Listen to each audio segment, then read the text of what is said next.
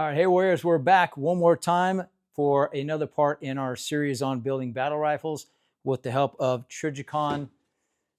This one is going to cover the smaller optic that we did feature on our last video. We promised you. It's going to be the Trijicon MRO SD. A couple things I want to go over, just some stats on the unit itself before we go talking about mounting it, why we're mounting it, what we're going to do with it. But on this unit, which is the main red dot, it is a 1x25, so your viewing screen's 25. It's a one-to-one view, right?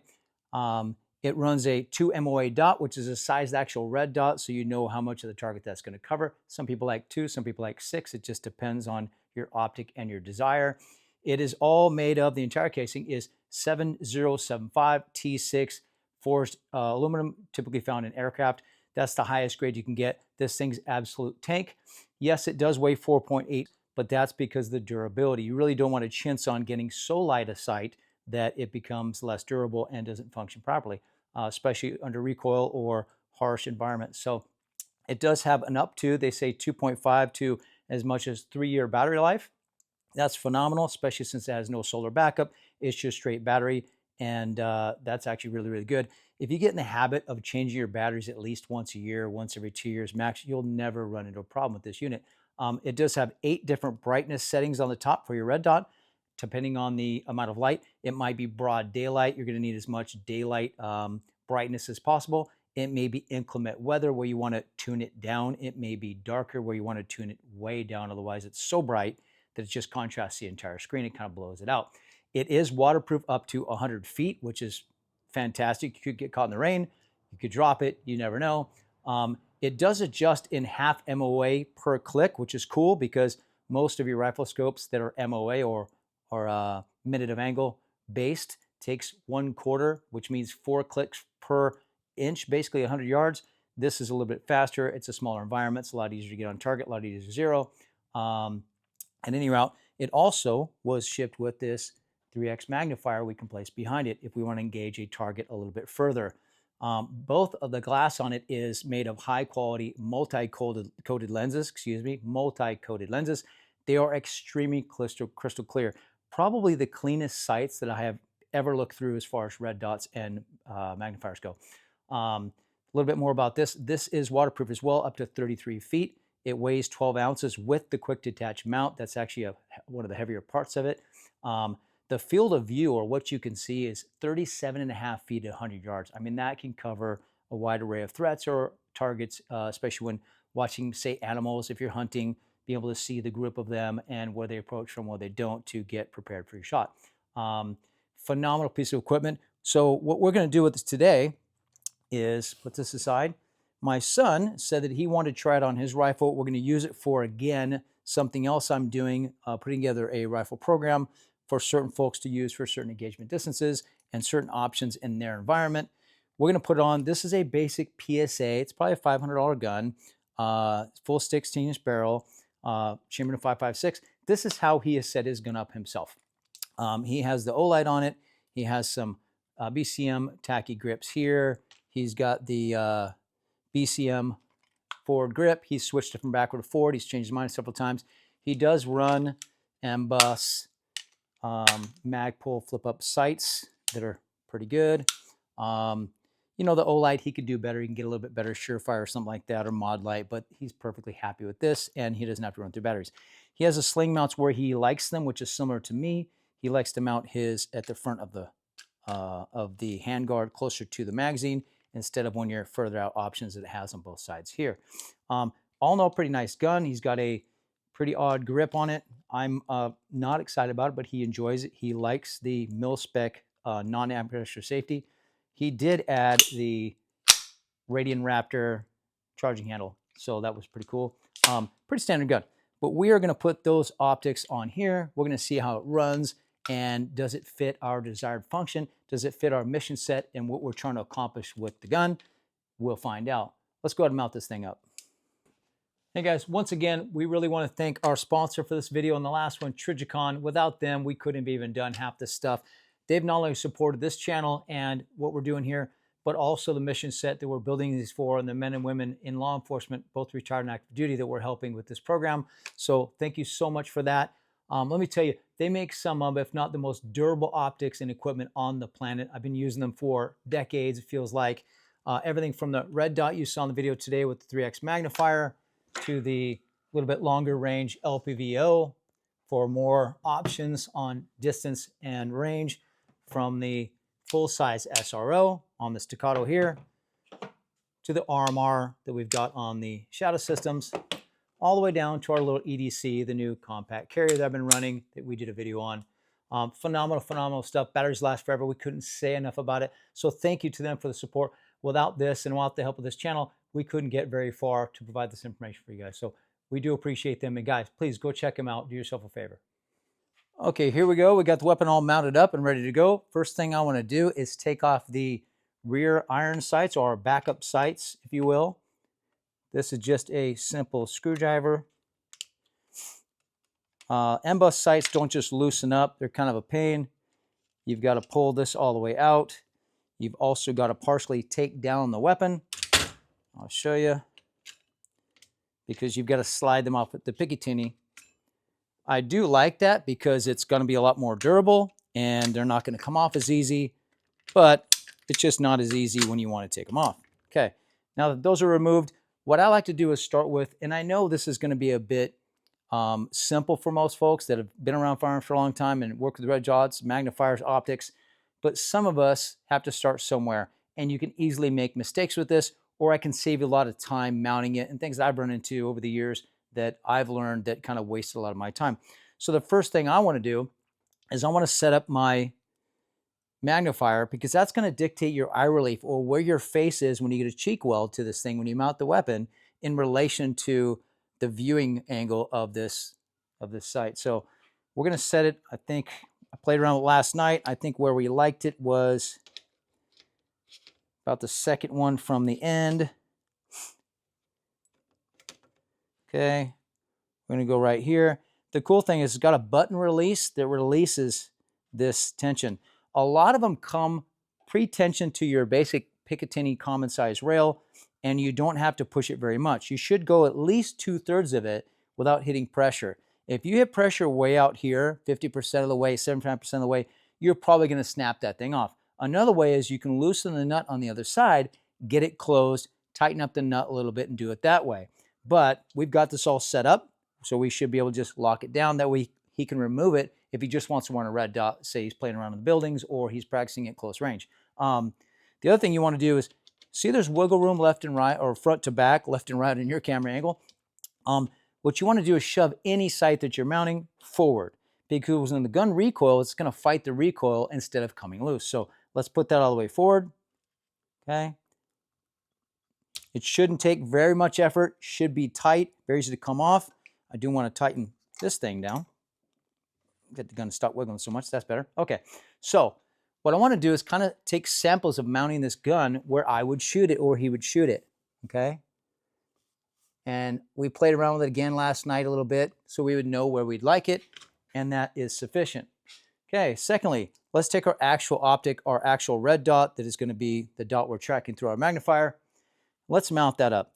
There's a lot of options. You're going to see people who mount it with a big space, who mount it a little further back. A couple of things. Number one, if you run it without the magnifier quite a bit and you want it forward, so that's better acquisition for your eyesight and the way your ergonomics are and the way your eyesight is, more power to you. I want to run it as close as humanly possible while still getting a good eye relief and be able to see the red dot crystal clear and be able to snap on targets pretty quickly and acquire targets very quick. Also, it keeps a lot of extra light from coming in and refracting off two different points of glass, right? So, and it helps out in that regard. So what we're going to do is make sure that this is loose enough. Okay. So it goes on quickly and we don't look like we don't know what we're doing, because sometimes we don't. All right. That's kind of where we had it. And again, it wiggles left, right, up and down, front, center. Push it towards the front. I do have my handy torque screwdriver. Okay, guys, it's important to note that you don't want to over torque these. You don't want to cause any damage to the frame, any damage to the Picatinny, or any long-lasting wear or problems. The manufacturer suggests or tells you you should go 12 pounds to the mount, That's the red dot to the actual mounting structure we have, and then 30 pounds to the rifle. So that's to the Picatinny rail. So let's get that done real quick and make sure we're good.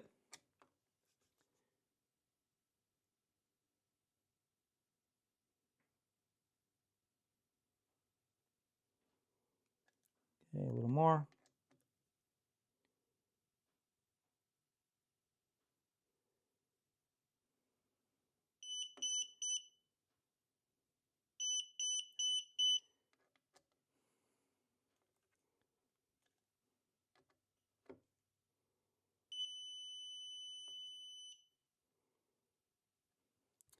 Okay, that should be good.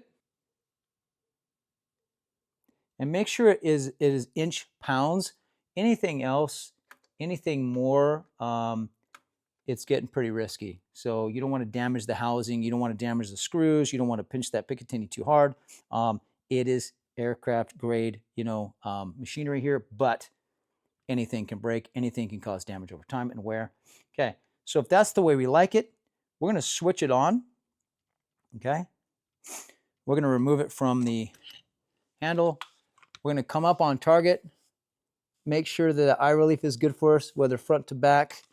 My son doesn't run it like that. He runs it like this. So let's go what he's expecting to see, and that's pretty darn good.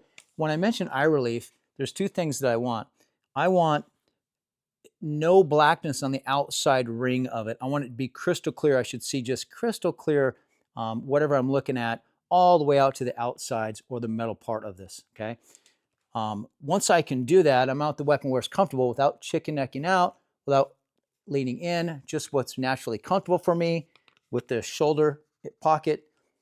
This is naturally comfortable for me. I may or may not make corrections, but I'm going to let him do that. Second thing you do is you adjust what's called the diopter.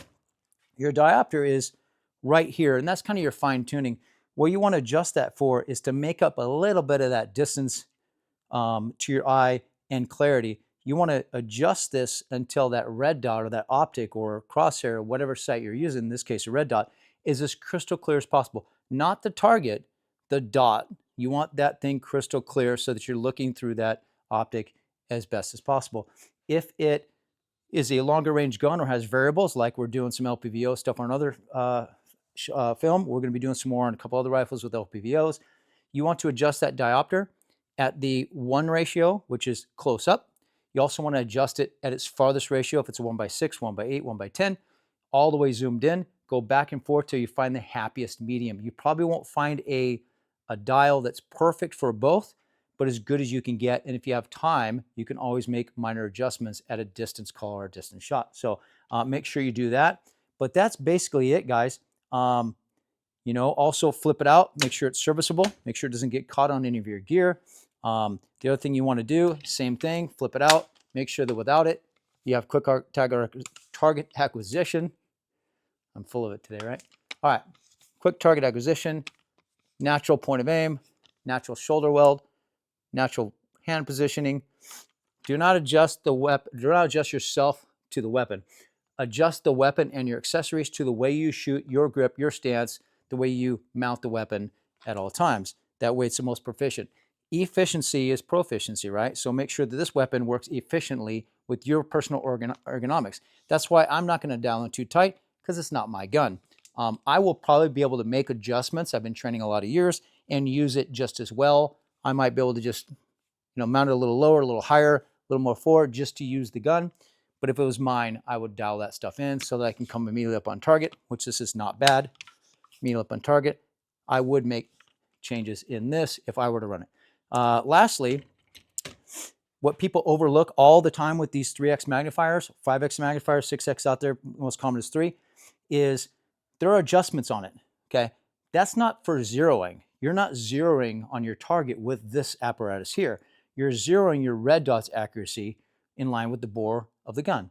So in doing so, these adjustments up and down here, left and right, your windage and elevation, they are to get that red dot in the dead center of this viewing window here. So if you're using this, you're not seeing the red dot in the upper left corner, lower right, off center, and you can just adjust that by sight, lock it down into something like here, make adjustments, which we did. When I look down this thing, That red dot is dead center of that magnified glass. I pop it open and there's no change. The red dot is still in the same place it was with this in or with this out.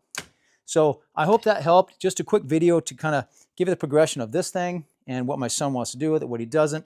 But we're going to do some shooting on the range with it. We're going to do some final thoughts in a final video because the mission set for these two sites, we appreciate you, Trijicon, for doing so, is to find out what's the best for different scenarios that we could opt for people with a certain mission set. And we'll explain that mission set that we're going after in that video.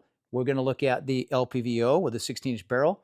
We're going to look at, in 300 blackout, we're going to look at the red dot with a magnifier, so you have options, right, on a 16-inch barrel, 5.56.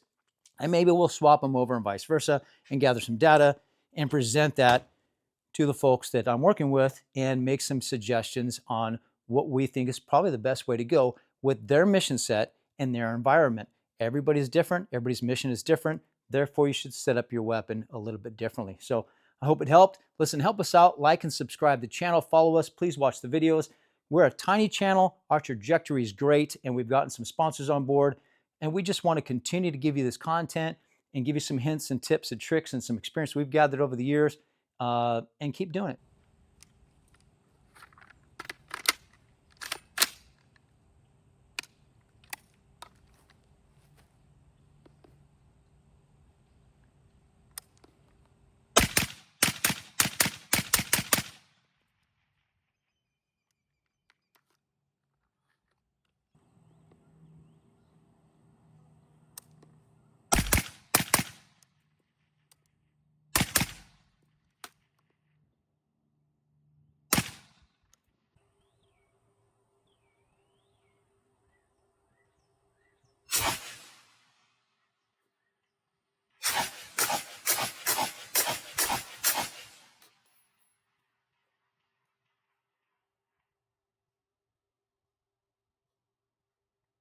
Okay, guys, we got to shoot a few rounds through it, and I got to say, I'm pretty impressed.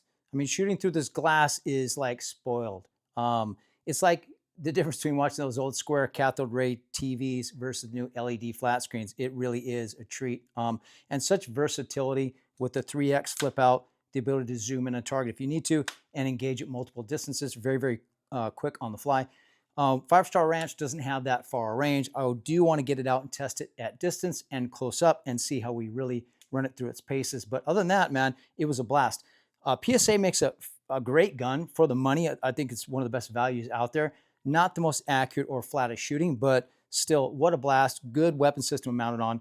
We did run it on my Soundseco ASR 5.56 suppressor, just to kind of go easy on us down there and make it shoot a little bit flatter. But all in all, really, really fun. I think this is going to be a very good tool for the purpose. So at any rate, it was a good time.